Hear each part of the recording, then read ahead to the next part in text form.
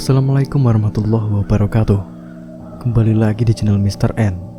Pada kali ini saya akan kembali menceritakan sebuah cerita horor yang diangkat dari kisah nyata. Tanpa berlama-lama dan langsung saja, judulnya Terperosok Awal Perjalanan.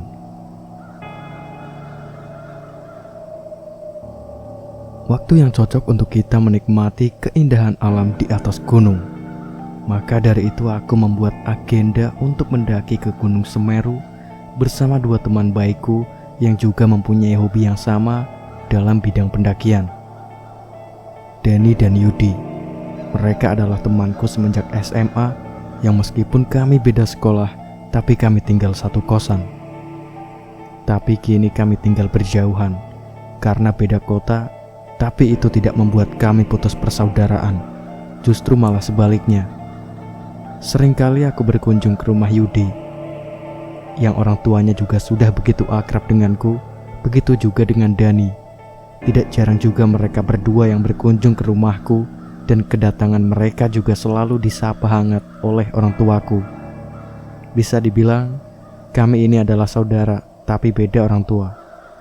Sejak tahun 2009, kami bertiga sering menjajaki gunung-gunung yang ada di Pulau Jawa. Kalau sama-sama ada waktu luang, bukannya ada waktu luang sih, malahan kami selalu mencari waktu luang. Mungkin kami sudah melanggar salah satu pantangan dalam hal pendakian, yaitu jumlah ganjil. Tapi mitos itu tidak begitu kami hiraukan, karena bagi kami adalah niat dan tujuan. Dan syukurlah, selama kami bertiga menjajaki beberapa gunung, tidak pernah ada hal buruk yang menimpa kami. Ada sih, tapi tidak terlalu serius, dan itu masih bisa diselesaikan dengan mudah, tapi tidak dengan hal buruk yang menimpaku ketika mendaki ke Gunung Semeru waktu itu. Sebuah kejadian yang menurutku aneh, tapi itu terasa sangat nyata, di mana waktu itu tanpa sengaja aku hampir terperosok di jalur Blang 75. Sabtu 6 September 2014. Kami bersepakat untuk bertemu di sebuah kota tempat kami bertiga sekolah dulu, yaitu kota Jombang, Jawa Timur. Dan titik kumpulnya adalah di rumah Yudi. Bagi kami bertiga, rumah Yudi adalah base camp. Karena setiap kali kami akan pergi mendaki gunung, rumah Yudi lah yang selalu kami pilih sebagai titik kumpul. Selain tempatnya strategis, orang tua Yudi juga sudah menganggap kami seperti anak sendiri. Setelah berkumpul, kami langsung menaiki motor untuk berangkat ke Gunung Semeru dan tidak lupa bersalaman dengan orang tua Yudi untuk pamit dan meminta doa restunya. Dani mengendarai motor bututnya, sedangkan aku berboncengan dengan Yudi. Iya, Dani memang selalu begitu setiap mendaki. Dia lebih suka mengendarai motor bututnya sendiri daripada diboncengi. Katanya, meskipun butut, tapi motor itulah yang selalu mengantar Dani kemanapun dia pergi.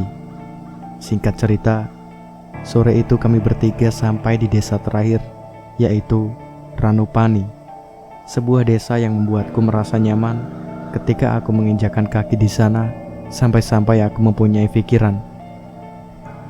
Andaikan aku tinggal di desa ini, pasti setiap hari aku akan merasakan kesejukan alam yang asri. Kedatangan kami sore itu disapa hangat oleh penjaga parkir yang terletak di sebelah lapangan luas yang kalau sore hari selalu ramai oleh anak-anak bermain bola.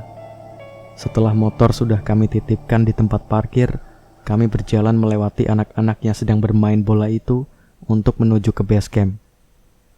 Sesampai di base camp, ternyata tidak ada yang berubah.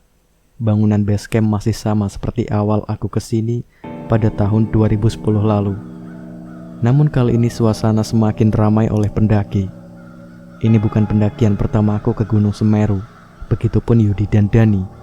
Ini sudah ketiga kalinya aku menjajaki alam Gunung Semeru, tapi dua pendakian sebelumnya kami tidak sampai ke puncak Mahameru. Di tahun 2010, kami hanya mendaki sampai di Ranukumbolo, dan di tahun 2012 kami bisa sedikit ke atas ke Kalimati, tapi kali ini kami bertiga bertekad untuk menginjakan kaki di tanah tertinggi Jawa, yaitu Mahameru.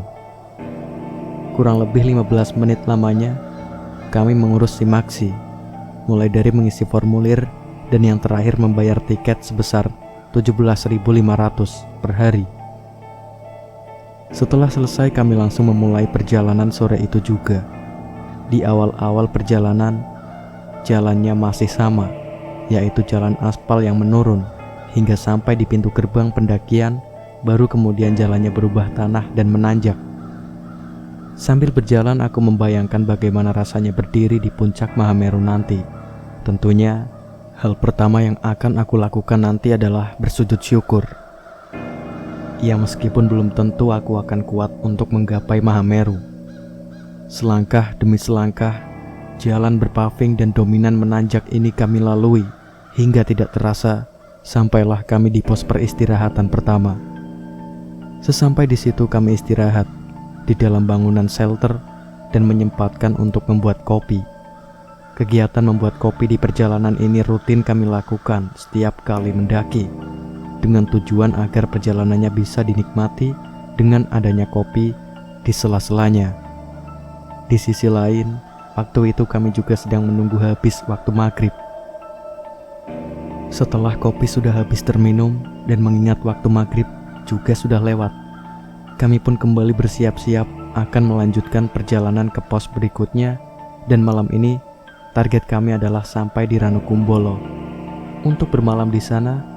Tapi apalah daya, malam ini kami hanya bisa sampai di pos 4. Kami orangnya tidak suka memaksakan sesuatu. Memang tujuan kami malam ini adalah Ranukumbolo dan istirahat di sana. Tapi kalau memang sudah lelah, lebih baik beristirahat dulu, jangan dipaksakan. Karena waktu itu di pos 4 terlihat sepi, kami memutuskan untuk menggelar matras di dalam bangunan shelter untuk beristirahat di dalamnya. Urusan nanti ada pendaki lain yang mau istirahat juga tidak masalah. Lagian tempatnya terlalu luas untuk kami bertiga. Ketika aku sedang sibuk membenahi kantong tidur aku, melihat Yudi sedang sibuk menyalakan kompornya dan akan membuat kopi katanya. Melihat itu, aku mengurungkan niatku untuk masuk ke dalam kantung tidur. Aku meninggalkan Dani yang sepertinya sudah tertidur untuk menghampiri Yudi dan memintanya membuatkan kopi untukku juga. Setelah kopi sudah jadi, aku dan Yudi menikmati kopi itu. Kopi yang tadinya panas itu kini sudah menjadi dingin. Hanya pahit yang bisa kurasakan. Ya begitulah, kalau Yudi sudah membuat kopi, mungkin dia lebih memilih pahit daripada harus terkena penyakit diabetes. Tapi meskipun pahit, aku tetap menikmatinya. Kami pun beranjak ke matras untuk istirahat dan meninggalkan gelas kopi itu di sebelah kami. Beberapa saat kemudian kami tertidur. Ketika kami sedang nyenyak tertidur, tiba-tiba aku terusik oleh suara pendaki yang meminta bantuan. Mas, tolong kami mas." Mendengar suara itu aku pun terbangun, begitu juga dengan Dani. Setelah kami bangun, pendaki itu mengulangi perkataannya. "Mas, tolong kami, tolong banget," ucap pendaki itu dengan gugup. Sepertinya dia sedang mengalami kesulitan. Dengan keadaan yang masih ngantuk, Dani menjawab, "Ada apa mas?" "Tolong mas, teman kami roboh di atas." "Roboh kenapa?" "Saya juga kurang tahu," jawab pendaki itu yang masih gugup. Mendengar itu aku membangunkan Yudi yang masih dengan tidur pulasnya. Setelah bangun kami bertiga berjalan ke atas tanjakan, mengikuti pendaki itu. Sesampainya di tengah-tengah tanjakan, ternyata salah satu teman wanitanya sedang terlentang di tanah dan nafasnya terengah-engah. Kami pun segera memberi bantuan dan mengangkatnya kembali turun ke pos 4 dengan dibantu teman rombongan mereka. Sesampai kembali di pos 4, kami menidurkan wanita itu di atas matras tempat kami tidur. Kemudian gadis itu diobati teman lainnya. Mereka satu rombongan yang jumlahnya ada 6 orang, 2 wanita dan 4 laki-laki. Melihat keadaan wanita yang sakit itu, kami tidak bisa berbuat banyak karena kami tidak mempunyai pengalaman di bidang pengobatan. kasih nafas buatan aja. Ada yang bawa minyak angin gak? Kayaknya ini terkena angin duduk. Bukan, ini kayak hipotermia. Suara mereka terdengar saling bersautan, mencari tahu penyakit yang diderita wanita itu. Kami bertiga hanya duduk menahan dingin sambil menyaksikan mereka memberi pertolongan. Tidak lama kemudian pendaki yang tadi membangunkan kami mendatangi kami dan berucap, "Mas, terima kasih ya, udah dibantuin dan maaf tempat tidurnya kami pakai." Dani menjawab sekaligus bertanya, "Gak apa mas, santai aja. Emang temennya kenapa?" "Kurang tahu saya mas. Ada yang bilang terkena angin duduk, tapi kata temen ceweknya sebelumnya dia punya penyakit asma," jawab pendaki itu. Mendengar itu, aku tersentak. Karena setauku penyakit itu bisa mengakibatkan kematian. Lalu aku meminta maaf pada pendaki itu kalau kami tidak bisa membantunya lebih karena kami tidak tahu apa-apa tentang pengobatan. Tapi di sisi lain, aku sangat kesal karena mereka sudah mengganggu waktu istirahatku, dan yang lebih kesal lagi, kenapa wanita itu diajak mendaki gunung kalau tahu dia punya penyakit asma. Tapi ya sudahlah, sudah terlanjur juga. Aku hanya berharap semoga wanita itu bisa sehat lagi.